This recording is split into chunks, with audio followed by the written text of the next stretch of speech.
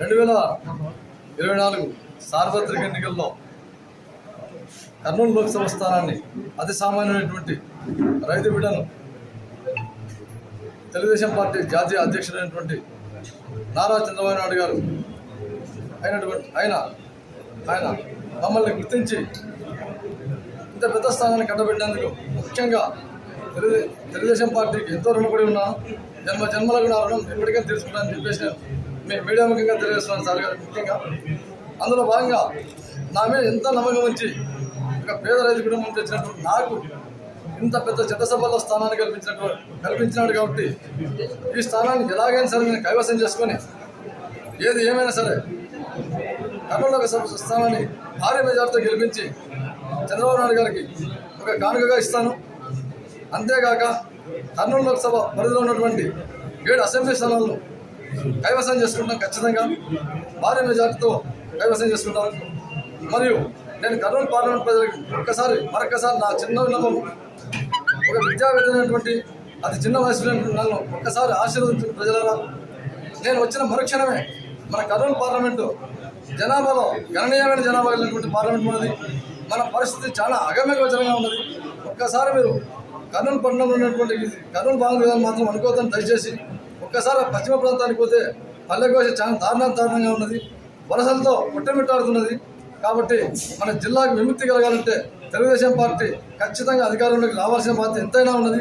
అందులో భాగంగా పార్టీ వచ్చిన మరుక్షణమే నేను నా వంతుగా రాయలసీమ మిషన్ పథకంలో భాగంగా లోకేష్ గారు మన మాట ఇచ్చారు. మనకంతా కర్నూలు పార్లమెంట్ స్థానం ఏది ఏమైనా సరే ప్రాజెక్టుల ఆవశ్యకత ఎంతైనా ఉందని, అందులో భాగంగా సార్ ఇచ్చిన మాటకు బాధ్యత మేరకు నేను డే 1 నుంచి ఖచ్చితంగా వేదావతి ప్రాజెక్టు అయితేనేమి, గుండ్రేల ప్రాజెక్టు అయితేనేమి, కర్నూలు పట్టణ ప్రజలు తాగునీటి సమస్య కోసం శృంగేశ్వర డ్యామ్ దూరం మార్చుకోవాల్సిన ఆవశ్యకత ఎంతైనా ఉన్నది. అంతేగాక ఎల్ఎల్సీ ప్రాజెక్టును మనకు 24 టీఎంసీలు ఉంటే కూడా 14 టీఎంసీలు మాత్రమే తగ్గించేశారు.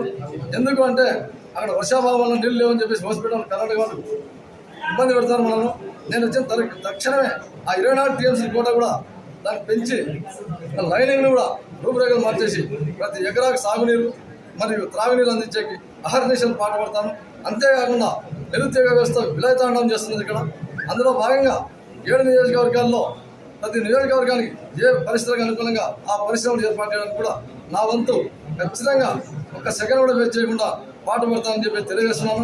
ఈ పారిశ్రామికంగా ఎలా అంటే ఈ పత్తికొండ ప్రాంతంలో టమోటా పండు ఎక్కువగా పండిస్తారు. పత్తికొండలో రైతులంతా ఒక జ్యూస్ ఫ్యాక్టరీ పెట్టండి అని చెప్పబట్టి వాళ్ళు నాకు తెలిసి 40-50 ఏంటంటే అంత పోరాటం చేస్తున్న చిన్న జ్యూస్ ఫ్యాక్టరీ ఈ జగన్మోహన్ రెడ్డి గారి యొక్క వైన్ షాప్ నమ్మేదంతా ఒక రోజు ఆదాయం కాదు దాన్ని పెట్టాలంటే. అదేగాక ఎమ్మెల్యేలో చేనేతలు విపరీతంగా ఉన్నారు. ఆ టెక్స్టైల్ పార్క్ అయితేనేమి, ఇట్లా ప్రతి ప్రాంతానికి డైరీ ఫామ్ అయితేనేమి, ఈ విధంగా ఎక్కడికక్కడ మౌలిక వసతులు కూడా చాలా ఘోరాతిఘోరంగా ఉన్నాయి. మన రోడ్లు అయితేనేమి, కరెంట్ అయితేనేమి, ఇప్పటికీ బస్సులు లేని గ్రామాలు ఎన్నో ఉన్నాయి మన కర్నూలు పార్లమెంట్ పరిధిలో. అంటే మనం ఎంతో దారుణంగా వెనుకబడి ఉన్నాం. ఒక్కసారి ఆలోచించండి. ఎందుకంటే మన పొరుగున ఉన్నటువంటి జిల్లా వాస్తవంగా మనకు ఒకప్పుడు ఉమ్మడి జిల్లా ఎంత నంద్యాల, కర్నూలు. అందులో బాగా మనం గొప్ప చెప్పిన శ్రీశైలం డ్యామ్ మాదయ్య, పెద్ద మాదయ్య అని చెప్పుకునేవాళ్ళం. కానీ అది కూడా పరిపాలన భాగంగా జిల్లా డివైడ్ అయిపోయింది. అక్కడ సరే మన సోదర జిల్లా కాబట్టి సంతోషం. అక్కడంతా కోస్తా మాదిరి ఉంది. మన జిల్లా మాత్రం చాలా ఎడారి ప్రాంతమైంది. నాకున్న తక్షణ కర్తవ్యం ఈ డ్యామ్ని కంప్లీట్ చేసి ప్రతి ఎకరాకు సాగునీరు మరియు ఈ పారిశ్రామిక అభివృద్ధి చేయడం నా యొక్క ధ్యేయము.